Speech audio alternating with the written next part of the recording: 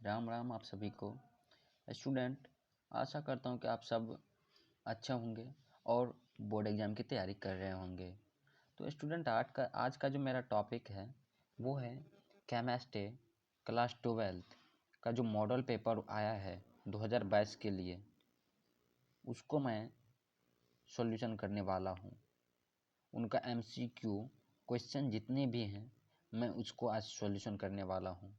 तो अगर आप लोग चैनल पे न्यू हैं तो चैनल को सब्सक्राइब ज़रूर करें और बेल नोटिफिकेशन को ऑन ज़रूर करें।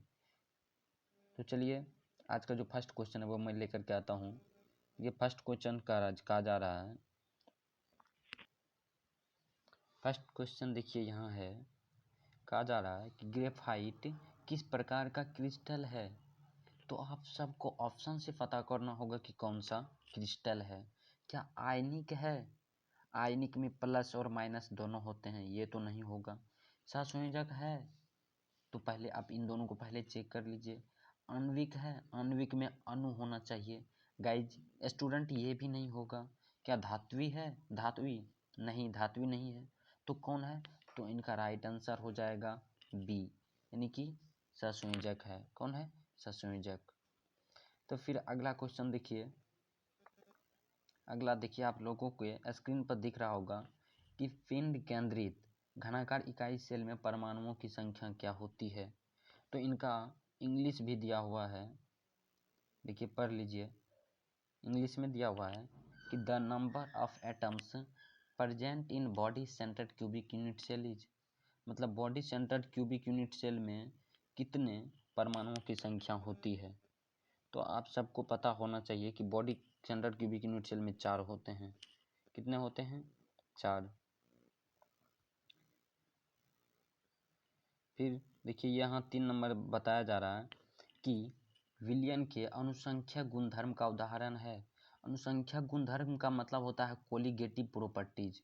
तो कोलिगेटिव प्रॉपर्टीज मात्र एक ही दर्शाएगा, वो भी कौन? तो क्वथनांक, उन्नयन क्या दर्शाएगा? कोलिगेटिव प्रॉपर्टीज दर्शाएगा। और इसी तरह के 2022 में क्वेश्चन पूछे जाएंगे, तो आप लोग इग्नोर नहीं करेंगे, वीडियो को अंत तक जरूर देखेंगे। फिर देखिए, अगला क्वेश्चन कहा जा रहा है कि निम्नलिखित में कौन सा पदार्थ सबसे अधिक हिमांक अवनमन उत्पन्न करता है। सबसे अधिक हिमांक अवनमन उत्पन्न कौन करेगा? तो K2SO4, क्योंकि इनका वांटा फैक्टर सबसे अधिक होता है। वांटा फैक्टर यहाँ अगर पता कीजिएगा तो सबसे ज़्यादा इसी का है। पोटासियम का 2 और सल्फर का +2 और प्लस ऑक्सीजन का 4 है, तो 4 2 6 2 8 हो गया। लेकिन यहाँ सोडियम क्लोराइड 2 ही करता है, और ग्लूकोज 1 करेगा, और यूरिया भी 1 करेगा। तो जिसका वांटा फैक्टर सबसे अधिक रहेगा वो हिमांक अवनमन उत्पन्न सबसे अधिक करेगा। तो इनका राइट आंसर कौन हो जाएगा? तो K2SO4 इनका राइट आंसर हो जाएगा। फिर अगला देखिए, 5 नंबर का क्वेश्चन क्या कहा जा रहा है कि द्रवित NaCl का वैद्युत अपघटन से कैथोड पर मुक्त होता है। जब ही वैद्युत अपघटन का बात आएगा और तब कैथोड पर क्या होगा? तो उल्टा बात हो जाता है, कैथोड पर माइनस होगा। अगर कैथोड पर माइनस है तो इसके पास कौन आएगा? तो पॉजिटिव आएगा। तो पॉजिटिव NaCl में कौन है? तो पॉजिटिव तो Na है, तो यहाँ कौन आएगा? तो सोडियम आएगा, क्योंकि मैंने सॉल्यूशन में बता दिया कि सोडियम कैथोड पर मुक्त होगा, क्योंकि कैथोड क्या होता है? निगेटिव, और सोडियम होता है पॉजिटिव, तो निगेटिव के पास पॉजिटिव जाएगा, इसी कारण से। फिर देखिए अगला देखिए, अगला 6 नंबर का क्वेश्चन सॉल्यूशन दिया हुआ है कि एक इलेक्ट्रोड का मानक ऑक्सीकरण विभव 0.76 है, तो इसका मानक अपकरण विभव क्या होगा? मानक ऑक्सीकरण विभव दिया हुआ है स्टूडेंट, तो इसका मानक अपकरण क्या होगा? ऑक्सीकरण मतलब होता है पॉजिटिव बढ़ेगा, और अपकरण जब ये आएगा तो उसमें घट जाता है, तो इसमें माइनस सिर्फ लगा दीजिए और राइट आंसर दे दीजिए। तो फिर अगला क्वेश्चन देखिए, अगला क्वेश्चन स्क्रीन पर दिख रहा होगा। चीनी के प्रतिलोपन को ग्लूकोज वन फ्रुक्टोज बनने की अभिक्रिया को निम्न प्रकार से दर्शाया जाता है। तो बोलता है यह अभिक्रिया कौन है? तो देखिए, इसमें एक ही बार हुआ है रिएक्शन, तो ये छद्म प्रथम कोटि की अभिक्रिया हो जाएगी। इस तरह से आप लोग याद रखेंगे। तो फिर अगला देखिए, अगला क्वेश्चन कहा जा रहा है कि किसी अभिक्रिया का वेग निम्नांकित प्रकार से व्यक्त होता है। वेग इतना, यानी K A² × B इस अभिक्रिया की कोटि होगी। तो आप सभी को आज के बाद आप सब ने भूलेंगे कि कोटि के बारे में अगर बोलेगा तो कोटि कैसे निकालते हैं। जितना पावर होता है, पावर पहले ए पे कितना है 2 प्लस बी पे कितना है 1, तो इनका कोटि कितना हो जाएगा 3। टोटल कोटि कितना हो गया 3 है। इनका राइट आंसर बी हो जाएगा। फिर देखिए अगला क्वेश्चन क्या कहा जा रहा है। वहाँ 8 नंबर का क्वेश्चन था ऊपर में। 8 नंबर का कहा जा रहा है कि विद्युत क्षेत्र के प्रभाव से कोलाइडी कणों का गमन कहलाता है। यानी विद्युत क्षेत्र का अगर हम प्रभाव देते हैं, विद्युत क्षेत्र का प्रभाव देते हैं तो कोलाइडी कण का जो गमन होता है, गमन मतलब होता है चलना, तो उसका चलना क्या कहलाता है। तो उनका जो चलना होता है वो कहलाता है विद्युत कण संचलन। मतलब क्यों विद्युत कण संचलन कहलाए, क्योंकि विद्युत क्षेत्र के प्रभाव से कोलाइडी कणों का गमन होता है, इसी कारण से विद्युत कण संचलन हो गया। ठीक है स्टूडेंट। तो फिर अगला देखिए, अगला क्वेश्चन क्या कहा जा रहा है कि वह प्राकृतिक पदार्थ जिससे धातु का निष्कर्षण फायदेमंद होता है।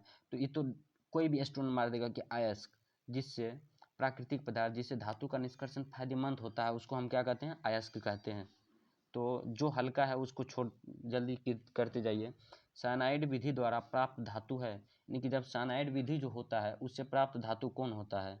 इनका राइट आंसर है सी, मतलब ये सिल्वर जो होता है उसी से प्राप्त होता है, सिल्वर साइनाइड विधि द्वारा प्राप्त होता है। फिर देखिए अगला कहा जा रहा है 12 नंबर का, निम्नलिखित में कौन हाइड्रोजन बंधन नहीं बनाता है। देखिए मैं आप सभी को बता दूं कि जिसमें FON रहेगा वो हाइड्रोजन बॉन्ड बनाएगा, और इसमें पूछता है कि कौन हाइड्रोजन बॉन्ड नहीं बनाएगा। तो जिसमें FON नहीं रहेगा, यानी F भी हो जाए तो वो बनाएगा, O हो जाएगा तो वो भी बनाएगा, N हो जाएगा तो वो भी बनाएगा। तो इसमें देखिए N है, इसमें भी O है, इसमें भी F है, तो लेकिन इसमें नहीं है, HCl है, तो ये नहीं बनाएगा हाइड्रोजन बॉन्ड। इनका राइट आंसर कौन हो जाएगा, सी हो जाएगा इनका राइट आंसर। फिर देखिए अगला क्वेश्चन, S8 में सल्फर की ऑक्सीकरण संख्या क्या है। S8 है, लेकिन यहाँ जब S रहता सिर्फ सल्फर तब तो वो +2 बनाता ऑक्सीकरण संख्या, लेकिन जब S8 आ जाएगा तो वो 0 बनाएगा। कौन, 0 इनका राइट आंसर हो जाएगा। फिर देखिए अगला क्वेश्चन कि निम्नलिखित यौगिकों में सबसे प्रबल अम्ल है। तो जिसमें F चले जाएगा वो सबसे प्रबल अम्ल हो जाएगा। अगर F नहीं रहेगा, O रहेगा तो O वाला प्रबल अम्ल हो जाएगा। लेकिन इसमें देखिए सबसे प्रबल अम्ल पूछा है तो HF हो जाएगा। क्यों, क्योंकि फ्लोरीन का साइज सबके बशर्ते फ्लोरीन का साइज बहुत छोटा होता है, इसी कारण से ये सबसे प्रबल अम्ल होता है, और ये H डोनेट जल्दी करता है, इसी कारण से ये सबसे प्रबल अम्ल होता है। ठीक है। फिर देखिए अगला क्वेश्चन 15 नंबर का कहा जा रहा है कि गोताखोरी में श्वसन हेतु यंत्रों में किस गैसों का मिश्रण प्रयुक्त होता है। तो ये आप सबके क्वेश्चन में दिए जाते हैं, चैप्टर 2 का है ये। तो इनका जो राइट आंसर होगा वो सी होगा, क्योंकि हीलियम नाइट्रोजन। फिर देखिए अगला क्वेश्चन 16 नंबर का, संक्रमण तत्वों का स्थान आवर्त सारणी के अंतर्गत है। तो देखिए एस ब्लॉक को क्या बोला जाता है, एस ब्लॉक को बोला जाता है, आप सब जानते हैं कि सामान्य वर्ग के तत्व। फिर पी ब्लॉक को क्या बोला जाता है, इसको भी सामान्य वर्ग के तत्व बोला जाता है, और डी ब्लॉक को बोला जाता है संक्रमण तत्व। डी ब्लॉक को ही क्या बोला जाता है, संक्रमण तत्व। तो इनका राइट आंसर क्या होगा गाइज, सी। इनका राइट आंसर हो जाएगा सी। तो आप लोग घबराएंगे नहीं, हल्का सब क्वेश्चन है सब। निम्नलिखित में कौन प्रथम संक्रमण तत्वों की श्रेणी का सदस्य नहीं है। यानी कि ऐसा इसमें कौन सा तत्व है जो संक्रमण तत्वों की श्रेणी का सदस्य नहीं है। यानी कि संक्रमण तत्व कौन है, तो डी ब्लॉक के हैं। और डी में कितने ग्रुप हैं, 4 ग्रुप हैं, नहीं 10 ग्रुप है, लेकिन उसमें श्रेणी कितने हैं, 4 हैं। तो फर्स्ट श्रेणी में कौन आते हैं, क्रोमियम आते हैं, 24 Cr chromium, 26 Fe iron, 25 Mn manganese, ये तीनों तो चले आते हैं, लेकिन ये मैग्नीज तो आपको एस ब्लॉक का हो गया, तो इसी कारण से इनका राइट आंसर हो जाएगा, इनका राइट आंसर कौन सा हो जाएगा, सी, मैग्नीज नहीं होगा। फिर देखिए अगला क्वेश्चन 18 नंबर का क्या कहा जा रहा है कि लैंथेनाइट संकुचन किस तथ्य के लिए उत्तरदायी है। तो लैंथेनाइट संकुचन किसके लिए उत्तरदायी होगा, तो यही जिरकोनियम तथा हाफनियम की त्रिज्या लगभग समान होती है, इसी के लिए होती है। जो हल्का है उसको फटाफट करते जाइए। फिर देखिए निम्नलिखित संक्रमण धातु के आयनों में कौन प्रतिचुंबकीय है। प्रतिचुंबकीय मतलब होता है डायमैग्नेटिक, और एक होता है अनुचुंबकीय पारामैग्नेटिक। डायमैग्नेटिक और पारामैग्नेटिक 2 तरह के क्वेश्चन होते हैं। तो इसमें बोलता है कि कौन प्रतिचुंबकीय है, तो इनका राइट आंसर कौन हो जाएगा, इनका हो जाएगा डी, जिंक 2+ यानी कि ये जो होता है प्रतिचुंबकीय होता है, जिंक 2+ प्रतिचुंबकीय होता है, ये किसी को डोनेट नहीं करेगा इलेक्ट्रॉन, इसी कारण से ये प्रतिचुंबकीय होता है। फिर देखिए 20 नंबर का क्वेश्चन क्या कहा जा रहा है कि जटिल आयन, ये जो दिया है कि संरचना वर्ग तलीय है, तो उस जटिल आयन में Cu2+ का प्रसंकरण क्या होगा, यानी कि इसी में बोलता है कि प्रसंकरण क्या है, हाइब्रिडाइजेशन क्या है। तो पहले ऑक्सीडेशन नंबर निकाल लीजिए इसका।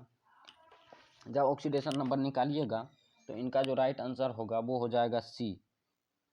ये C देख रहे हैं, DsP2 हो जाएगा, इनका DsP2 राइट आंसर हो जाएगा। हाइब्रिडाइजेशन निकालना हल्का है, आप सब जानते हैं। फिर देखिए अगला क्वेश्चन क्या कहा जा रहा है कि PtC2H4Cl3- में Pt का ऑक्सीकरण संख्या, ये 2 नंबर का आपसे पूछ देगा, तो इसको कंप्लीट ही कर लेंगे। चलिए मैं सिखा ही देता हूँ। देखिए आप लोग ध्यान रखेंगे कि Pt का तो x, क्योंकि उनका निकालना है, C2H4 इनका तो 0 हो जाएगा, +0 कर दीजिए, प्लस Cl3 है तो Cl का वैलेंसी -1 यानी ऑक्सीडेशन नंबर माइनस गुना 3, -3 हो जाएगा, अब बराबर में -1 है तो x अब बराबर -1 + 3, तो इनका राइट आंसर क्या हो जाएगा, +2 ये बी। फटाफट मारते चलिए, जो हल्का है स्टूडेंट उसमें थोड़ा टाइम नहीं लगाइएगा, क्योंकि वहाँ भी यही होता है। फिर देखिए सेकेंडरी ब्यूटाइल क्लोराइड का IPSC नाम क्या है, सेकेंडरी ब्यूटाइल क्लोराइड। अब देखिए इसको पहले आप लोग लिख लीजिए, उसका IPSC नाम पूछा जाता है सेकेंडरी ब्यूटाइल क्लोराइड का। तो इसको लिखिए, ब्यूटाइल यानी कि 4 कार्बन होना चाहिए, 4 कार्बन, और सेकेंडरी ब्यूटाइल क्लोराइड, तो इसको देखिए क्या बोलिएगा, तो 1 2 यानी कि 2 नंबर में लटका हुआ था, 2 क्लोरोब्यूटेन, क्योंकि 4 कार्बन है, तो इनका राइट आंसर क्या हो जाएगा, 2 क्लोरोब्यूटेन, क्योंकि हमने स्ट्रक्चर से बताया है आपको।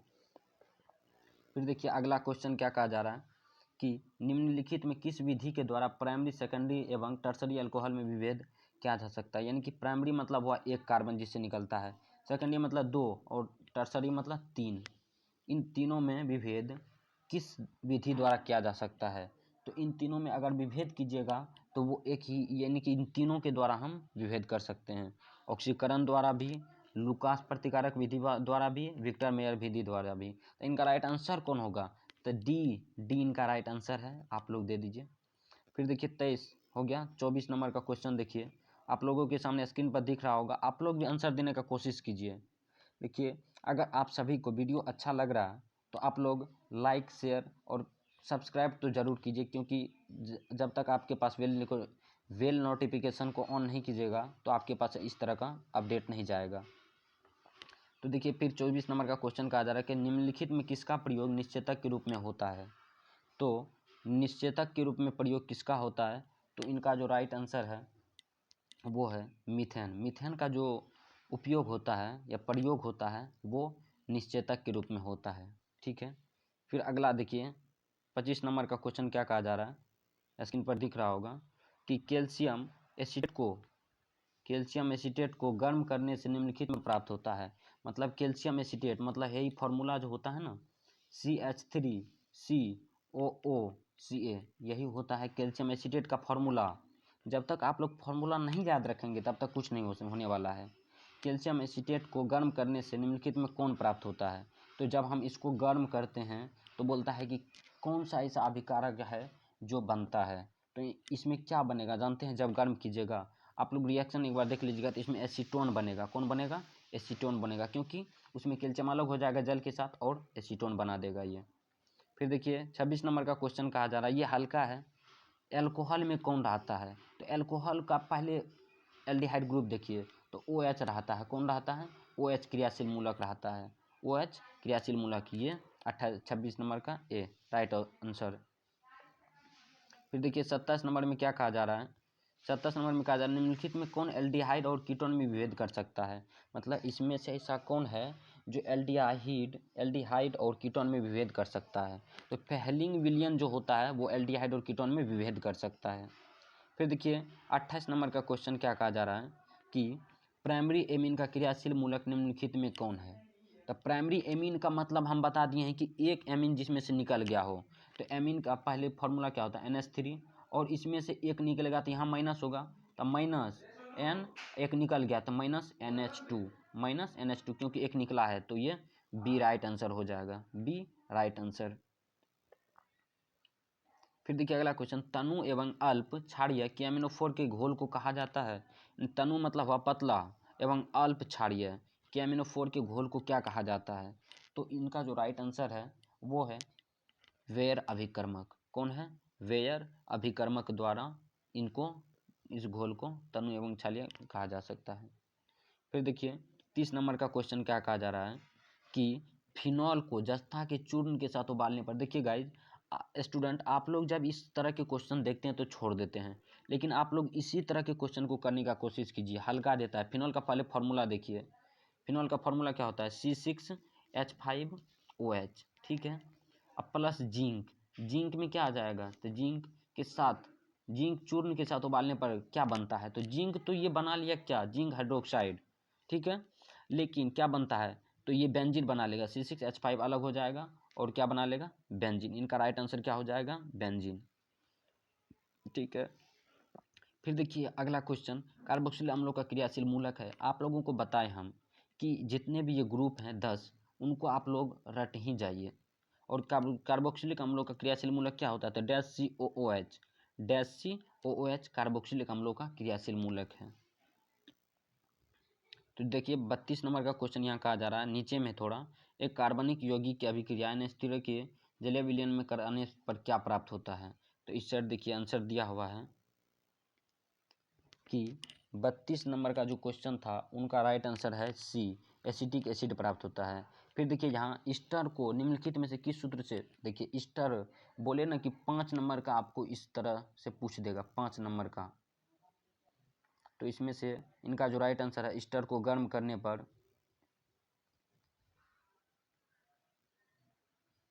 अब देखिए ईस्टर को गर्म करने पर, यहाँ देखिए ईस्टर को निम्नलिखित में से किस सूत्र से, तो ईस्टर को RCOOR से व्यक्त करते हैं, ईस्टर को RCOOR से हम व्यक्त करते हैं।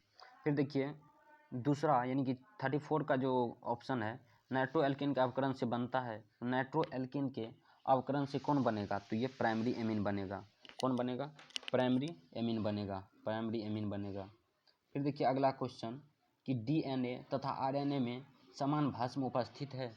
DNA और RNA जो होता है उसमें समान भस्म कौन उपस्थित रहता है? तो ये B राइट आंसर है। फिर देखिए 36 नंबर का क्वेश्चन आप सबका स्क्रीन पर दिख रहा होगा कि निम्नलिखित में कौन साधारणतया मानव शरीर द्वारा नहीं बनाए जाते, यानी कि ऐसा कौन सा इसमें दिया है ऑप्शन कि जो मानव द्वारा नहीं बनाए जाते हैं। देखिए एंजाइम भी मानव बना लेता है अपने पेट में, प्रोटीन भी बना लेता है, हार्मोन भी बना लेता है, लेकिन विटामिन जो होता है वो नहीं बनाते हैं, वो नहीं बना पाते हैं। मनुष्य का जो शरीर होता है वो विटामिन नहीं बना पाता है, ठीक है। फिर देखिए अगला क्वेश्चन का, निम्नलिखित में किस बहुलक में एमाइड बंधन होता है? तो किसमें ऐसा कौन सा बहुलक है जिसमें एमाइड बंधन होता है? तो इसका जो राइट आंसर है वो है नाइलॉन 66 में एमाइड बंधन होता है। फिर देखिए 38 नंबर का क्वेश्चन है स्टूडेंट कि ऑर्लोन एक बहुलक है, यानी ऑर्लोन जो होता है वो कैसा बहुलक है? तो एक्रिलोनाट्राइल का बहुलक है ऑर्लोन। बहुलक के नाम भी आते हैं 2-3 क्वेश्चन इससे। अब बोला जाता है निम्नलिखित में कौन कृत्रिम मीठा अभिकर्ता है, यानी मीठा अभिकर्ता। तो इस साइड भी ऑप्शन है, देख लेते हैं। इसमें देखिए इनमें से सभी, ये सब क्या है? सभी मीठा अभिकर्ता है। अब देखिए फिर 40 नंबर क्वेश्चन, निम्नलिखित में कौन सी दवा बुखार कम करता है, यानी कि ऐसी कौन सी दवा होता है जो बुखार को कम करता है? तो इनका जो राइट आंसर है वो है एंटीपायरेटिक, जो होता है वो बुखार को कम करता है। ये एक बार नहीं 2-3 बार पूछ दिया गया है, तो अब की बार भी उम्मीद है पूछेगा। अब देखिए इसमें पूछा जाए निम्नलिखित में कौन द्वितीयक सेल है? एक होता है प्राइमरी सेल और दूसरा होता है द्वितीयक सेल। तो प्राइमरी सेल में लेकलांसी सेल और सांद्रण सेल चले आता है, लेकिन देखिए द्वितीयक सेल में आएगा एक ही लेड स्टोरेज बैटरी, शीशा संचायक सेल, लेड स्टोरेज बैटरी या शीशा संचायक सेल भी दे देगा आप सभी को। फिर देखिए अगला, अधिशोषण की प्रक्रिया होती है, अधिशोषण की प्रक्रिया वो कैसी प्रक्रिया होती है? तो वो पृष्ठीय घटना होती है, मतलब ये पृष्ठ है तो ये पृष्ठ पर ही होगा, इसी कारण से कहता है कि अधिशोषण की क्रिया कैसी होती है? तो पृष्ठीय घटना होती है। फिर देखिए इसमें कहा जाता है कि निम्नलिखित में सबसे प्रबल अम्ल कौन है? तो जिसमें सबसे ज़्यादा नेगेटिव होगा वही प्रबल अम्ल रहेगा। तो देखिए इसमें सबसे ज़्यादा प्रबल अम्ल कौन है, तो इसमें सबसे ज़्यादा निगेटिव है क्लोरीन। देखिए क्लोरीन निगेटिविटी होता है, गुण प्रदर्शित करता है, तो इसमें क्लोरीन 3 है लेकिन इसमें क्लोरीन 2 ही है, इसमें क्लोरीन 1 है और इसमें है ही नहीं, तो ये नहीं होगा। इनका राइट आंसर हो जाएगा डी। क्या हो जाएगा? डी। फिर देखिए अगला क्वेश्चन कहा जा रहा है कि निम्नलिखित में टर्सरी एमीन कौन है। टर्सरी मतलब 3 तरह से लटका होना चाहिए, किस तरह से? 3 तरह से लटका होना चाहिए। तो इसमें देखिए ना, सी नंबर में जूम कर देते हैं थोड़ा। सी नंबर में देखिए बीच में एन है,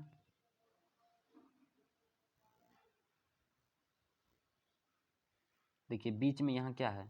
एन है, और इधर से भी लटका हुआ है, इधर से भी लटका हुआ और इधर से भी लटका हुआ है, तो ये कौन हो गया? टर्सरी एमीन हो गया।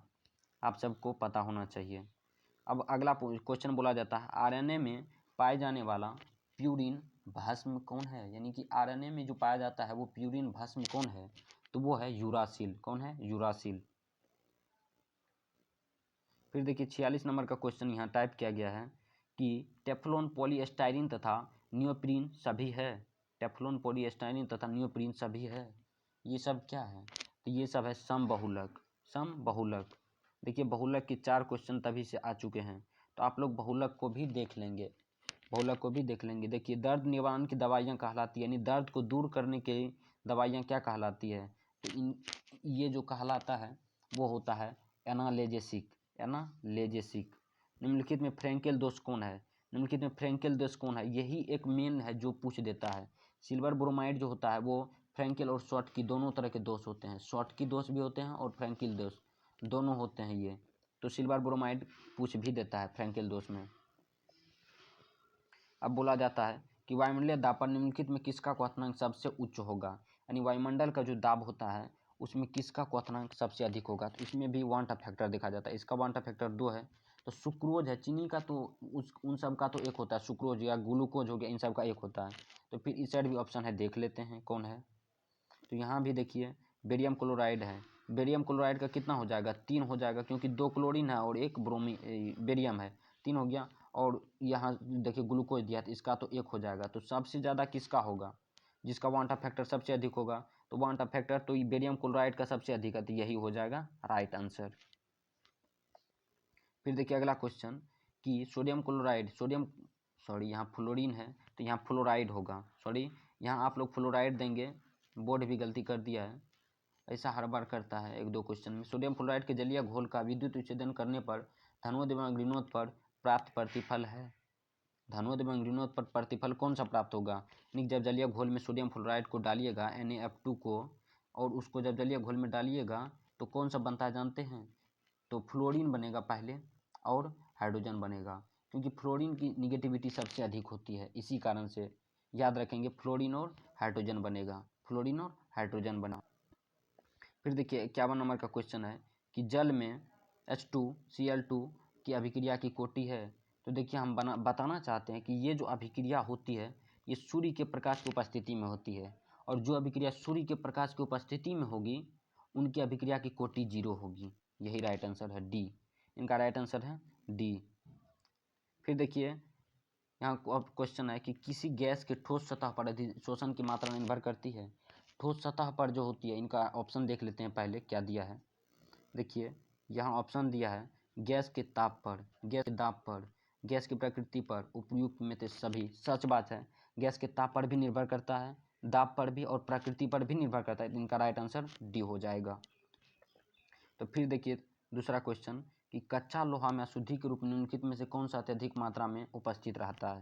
यानी कच्चा लोहा में अशुद्धि के रूप में सबसे ज़्यादा कौन रहता है कच्चा लोहा में, तो इनका राइट आंसर हो जाएगा कार्बन जो होता है वो सबसे अधिक होता है कच्चा लोहा में उपस्थित। फिर अगला देखिए 54 नंबर का क्वेश्चन क्या कहा जा रहा है, निम्नलिखित में से कौन सा ऑक्साइड उभयधर्मी है। यानी कि एम्फोटेरिक इसमें से कौन है, तो आपको अंदाज़ा इन सब के लिए लगाना होगा कि सोडियम ऑक्साइड जो होता है वो एम्फोटेरिक होता है, ना कि मैग्नीशियम ऑक्साइड, ना कि जिंक ऑक्साइड, ना कि सल्फर डाइऑक्साइड। तो कौन होता है? सोडियम ऑक्साइड उभयधर्मी होता है।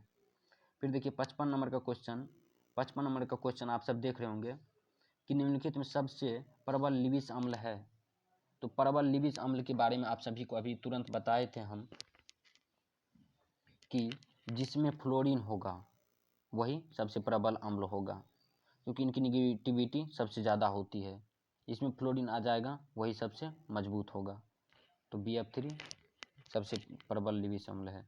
अब बोलता है हीलियम का मुख्य स्रोत है, डायरेक्ट याद रखिए मोनाजाइट। कौन है स्टूडेंट? मोनाजाइट हीलियम का मुख्य स्रोत है।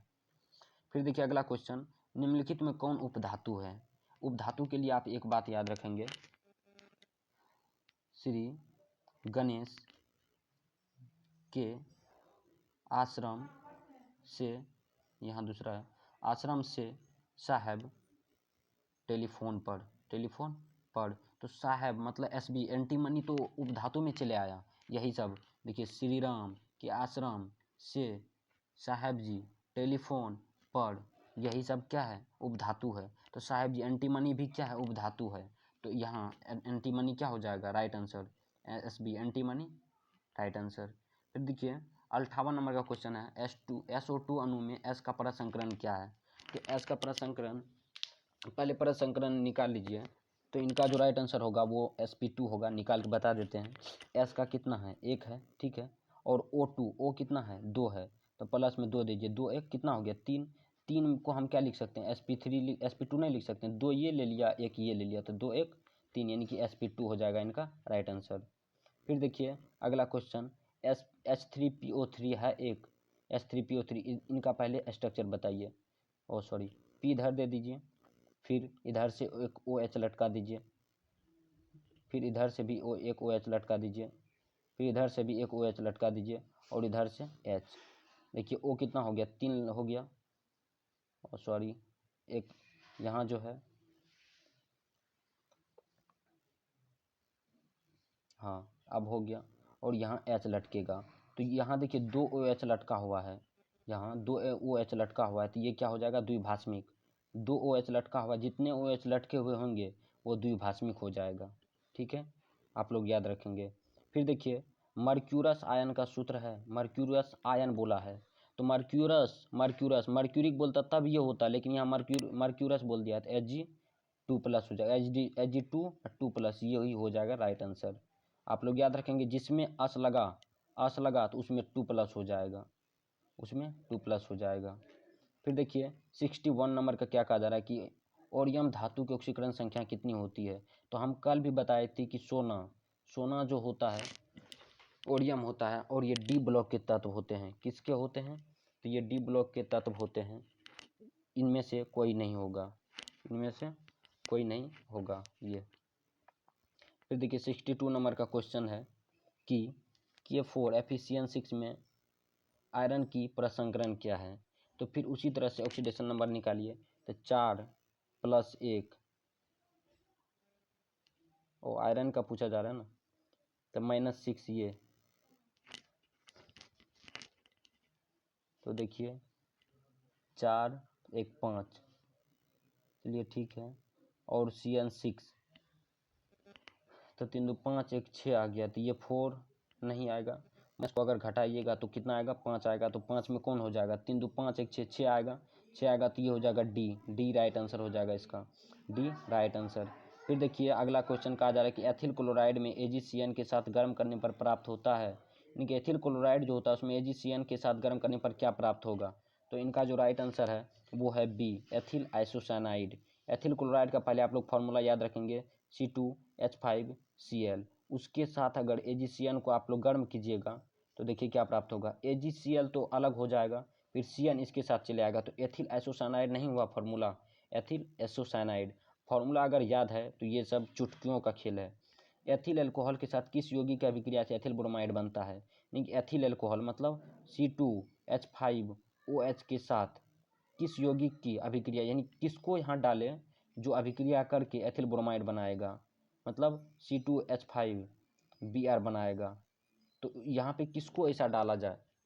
तो यहाँ अगर Br2 को यहाँ डाल दीजिएगा, इस जगह पे Br2 से रिएक्शन इन दोनों को करवा दीजिएगा, तो C2H5Br तो अलग हो जाएगा और OH अलग हो जाएगा, यानी Br2 को अगर डालेंगे तो क्या बनाएगा? एथिल ब्रोमाइड बना देगा। फिर देखिए 65 नंबर का क्वेश्चन है, सोडियम एथोक्साइड का ब्रोमो एथेन अभिक्रिया करके देते हैं, ब्रोमो एथेन अभिक्रिया करके देते हैं, मतलब ये डायथिल ईथर बनाएगा। सोडियम एथोक्साइड का पहले फार्मूला देखिए, sodium ethoxide C2H5ONA, sodium ethoxide हो गया, ठीक है। तथा ब्रोमो एथेन है, तो ब्रोमो एथेन मतलब मेथेन एथेन C2H5Br।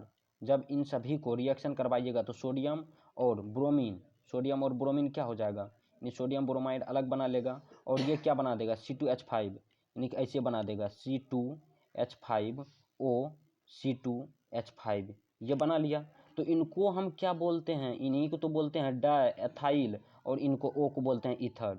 तो क्या बना दिया डाएथाइल ईथर, ठीक है। तो फिर देखिए 66 नंबर का क्या कहा जा रहा है,